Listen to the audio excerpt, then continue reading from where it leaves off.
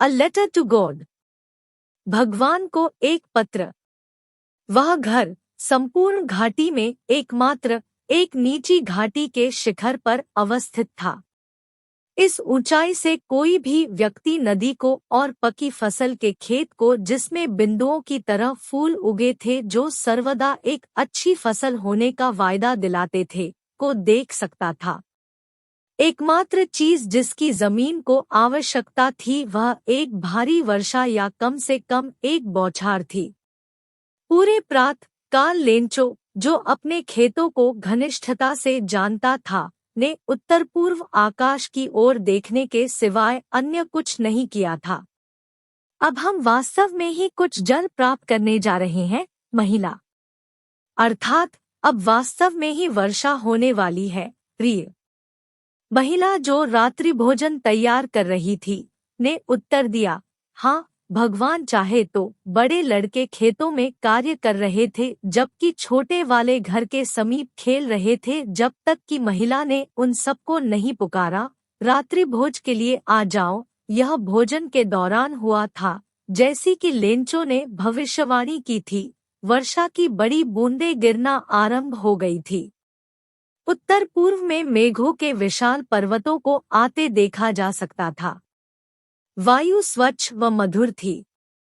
वह पुरुष किसी अन्य कारण से बाहर नहीं गया था, बल्कि अपने शरीर पर वर्षा के आनंद की अनुभूति प्राप्त करने गया था, और जब वह लौटा उसने भावावेश में कहा, ये आकाश से वर्षा की बूंदें नहीं गिर रही है, वे नए सिक्के हैं।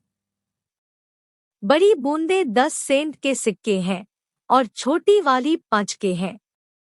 एक संतोषप्रद मुद्रा के साथ उसने पकी फसल के खेत को अपने फूलों के साथ वर्षा के एक पर्दे में लिपटे देखा। किंतु अचानक ही एक शक्तिशाली पवन ने चलना आरंभ कर दिया और वर्षा के साथ साथ बहुत बड़े ओले गिरने आरंभ हो गए। ये सचमुच में ही नए चांदी के सिक्कों से अवश्य मेल खाते थे। लड़के अपने को अनावृत करते हुए, अर्थात कपड़े उतारकर, वर्षा में जमे हुए मोतियों, ओलों को एकत्रित करने बाहर दौड़ पड़े। अब वास्तव में मौसम खराब हो रहा है, उस आदमी ने चिंता से कहा। मैं आशा करता हूँ कि यह शीघ्र ही समाप्त हो जाएगा। किंतु यह शीघ्र समाप्त नहीं हुआ। 1 घंटे तक घर पर, उद्यान में, पहाड़ी पर, अनाज के खेत में, सारी घाटी में ओलावृष्टि होती रही। वह खेत ऐसा सफेद हो गया जैसे नमक से ढका हो। वृक्षों पर एक भी पत्ता शेष नहीं रहा। फसल को पूर्णतया नष्ट कर दिया गया था। पौधों से फूल झड़ चुके थे। लेंचो की आत्मा दोहक से भर गई थी, अर्थात उसे अत्यधिक दोहक हुआ। जब तूफान गुजर चुका था, वह खेत के बीच में खड़ा हो गया और अपने पुत्रों से कहा, टिड्डियों का एक समूह भी इससे अधिक छोड़ देता, अर्थात इतना नुकसान नहीं करता। ओलों ने तो कुछ नहीं छोड़ा है। इस वर्ष हमारे पास कोई अनाज नहीं होगा। वह एक दोहक भरी रात्रि थी। हमारा सारा कार्य व्यर्थ रहा। कोई नहीं है जो हमारी सहायता कर सकता है। हम सब इस वर्ष भूखे रहेंगे। किंतु उन सभी के हृदय में, जो घाटी के मध्य में उस अकेले घर में रहते थे, एक एकल आशा थी, परमात्मा से सहायता। इतने परेशान न हो, भले ही यह एक पूर्ण नुकसान प्रतीत होता है। याद रखो, भूख से कोई भी नहीं मरता है। वे लोग यही कहते हैं, भूख से कोई भी नहीं मरता है।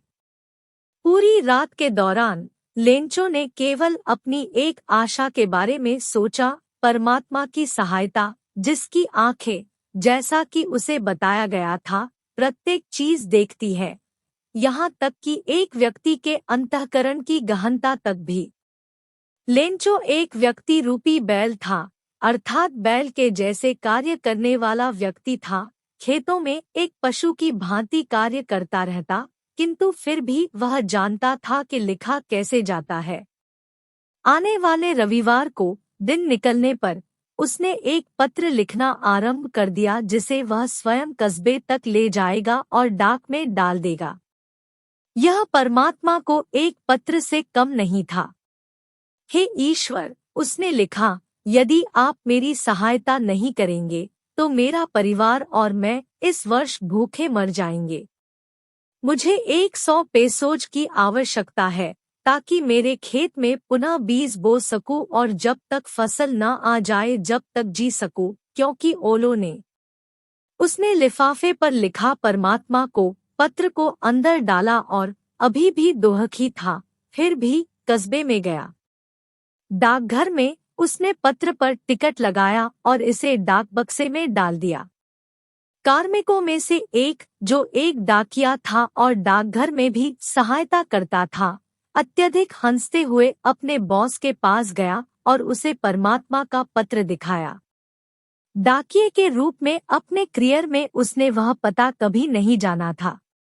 डाकपाल, एक मोटा मिलनसार व्यक्ति था, ने भी अचानक हंसना आरंभ कर दिया, किंतु लगभग तुरंत वह गंभीर हो गया और पत्र को अपनी डेस्क मेज पर थपथपाते हुए टिप्पणी की, क्या विश्वास है। काश मेरे पास इस व्यक्ति जिसने यह पत्र लिखा था जैसा विश्वास होता। परमात्मा से पत्र व्यवहार आरंभ करने का आता लेखक के परमात्मा में विश्वास को न हिलने देने के लिए डाकपाल को एक विचार ध्यान में आया, पत्र का उत्तर दिया जाए। लेकिन जब उसने इसे खोला तो यह सुस्पष्ट था कि इसका उत्तर देने के लिए उसे शुभकामना, स्याही व कागज के अतिरिक्त कुछ और अधिक भी चाहिए था। किंतु वह अपने निश्चय पर अटल था। उसने अपने कार्मिकों से धनराशि मांगना आरंभ कर दिया। उसने स्वयं ने भी अपने वेतन का एक भाग दिया और उसके बहुत से मित्र भी दयालुता के कार्य के लिए कुछ न कुछ देने को बाध्य हुए थे। उसके लिए एक साथ 100 पेसोज एकत्रित करना असंभव था, अतः वह उस किसान को आधे से कुछ अधिक पेसोज ही भेजने में समर्थ था। उसने धनराशि को उस लिफाफे में रखा जिस पर लेनवो का पता लिखा था और इसके साथ एक पत्र जिस पर केवल एक शब्द हस्ताक्षर के रूप में समाविष्ट था, परमात्मा। अगले रविवार को लेंचो सामान्य से कुछ पहले यह पूछने आ गया कि क्या उसके लिए कोई पत्र था। यह डाकिया स्वयं था जिसने उसे पत्र सौंपा, जबकि डाकपाल एक ऐसे व्यक्ति की संतुष्टि का अनुभव करते हुए जिसने एक अच्छा कार्य किया हो, अपने कार्यालय से देखता रहा। लेंचो ने धनराशि को देखकर हल्का सा भी आश्चर्य नहीं दिखाया। उसका आत्मविश्वास ऐसा था, किंतु जब उसने धनराशि को गिना तो वह क्रोधित हो गया। परमात्मा गलती नहीं कर सकता था, न ही वह लेंचो को इनकार कर सकता था जिसकी उसने विनती की थी।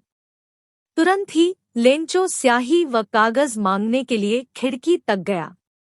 सार्वजनिक लेखन मेज पर उसने लिखना आरंभ किया, अपनी भौहों की बहुत सलवटों के साथ, अर्थात त्योरियां चढ़ाकर, जो उस प्रयास द्वारा उत्पन्न हुई थी जो उसे अपने विचारों को अभिव्यक्त करने के लिए बनानी पड़ी थी। जब उसने समाप्त कर लिया था, वह खिड़की पर टिकट खरीदने गया जिसे उसने थूक लगाया और फिर अपनी मुट्ठी के प्रहार से लिफाफे पर चिपका दिया। जिस क्षण पत्र डाक बॉक्स में गिरा, डाकपाल इसे खोलने गया। इसमें लिखा था, हे परमात्मा, जो धनराशि मैंने मांगी थी उसमें से केवल 70 पेसोज मुझ तक पहुँचे, शेष भी मुझे भेजे, क्योंकि मुझे इसकी अत्यधिक आवश्यकता है। किंतु इसे मुझे डाक द्वारा न भेजे, क्योंकि डाकघर के कार्मिक बेईमानों का एक गुच्छा समूह है। लेंचो। थैंक्स। वीडियो देखने के लिए आप सभी को बहुत बहुत धन्यवाद। भगवान आपका भला करे। A letter to God. भगवान को एक पत्र।